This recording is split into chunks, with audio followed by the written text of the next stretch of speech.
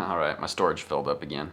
As I was saying, I already spoke about how the standard method is to form medibles with 1 ounce of flour into 1 pound of butter, and then that 1 pound of butter is used to make one recipe of cookies or cake or whatever. And in the instance of a cake, like a pound cake, super basic recipe. You've got a pound of butter, a pound of sugar, and a pound of flour. Right there, you're over 3 pounds with a single recipe. And I have to really compliment those members of the committee who really questioned making felons out of people with a single brownie, because that's what they were trying to do. The original level of felony edibles was set at 3 ounces. 3 ounces, people, that's a brownie. That's a big cookie.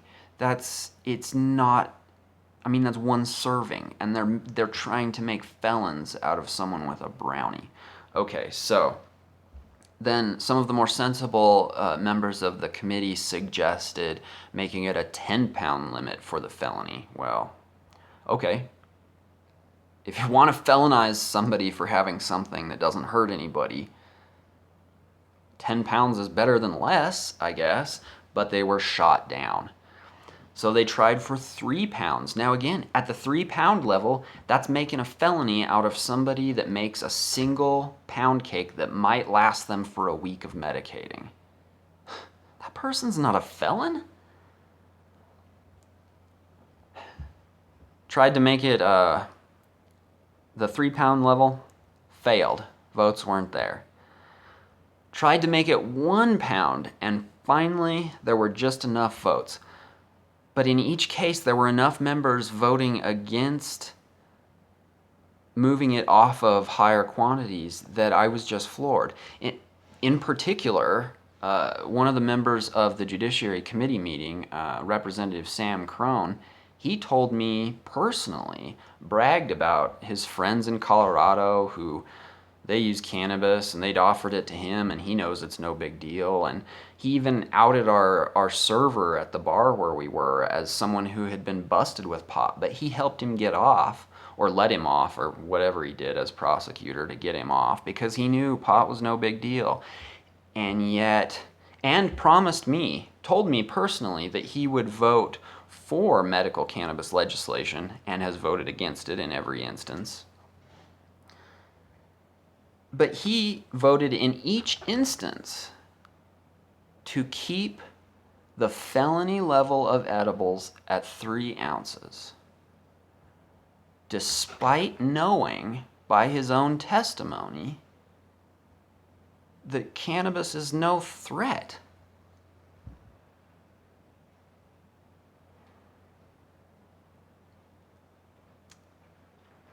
Makes me wonder why he does the things he does, says the things he says. I know he lied to me. Anyway, so currently they are attempting to make the felony level of edibles in this state at 1 pound. It's still too low. 1 pound of edibles is just a matter of a few days for somebody who is suffering from a disease that they are going to treat consistently with edibles. I mean, if you're talking about your grandma and her cancer, you're making her a felon. If a pound of cookies or a third of her pound cake makes her a felon, that's unacceptable. We need to either have no felony limit for edibles, or it needs to be higher.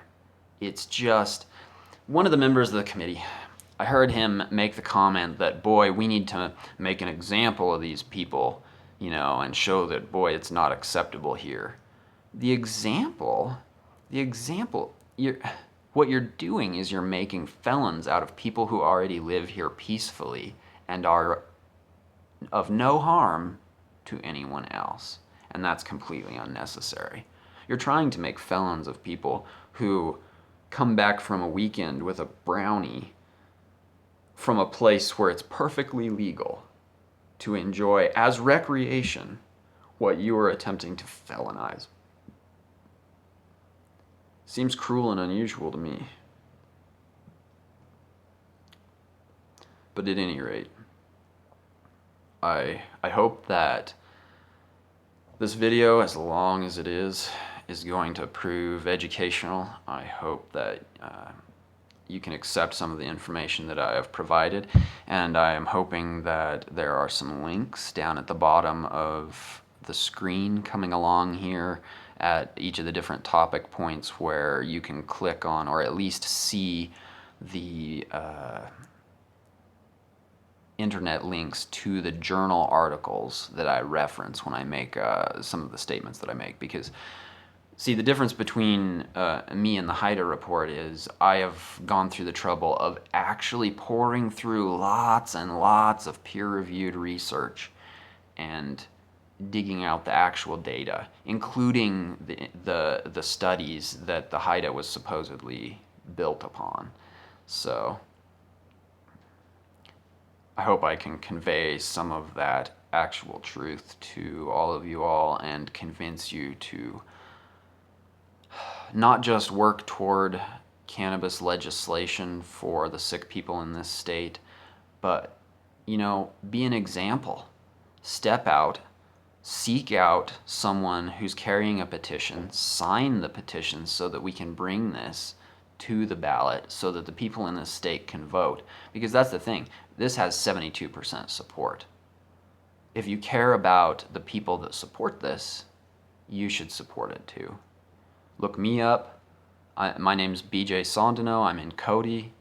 You can find normal representatives all over the state. We're carrying petitions. We're trying to get this medicine, this excellent, God-given, non-toxic medicine, just medicine, not recreation, just medicine and industry, available for the people of Wyoming.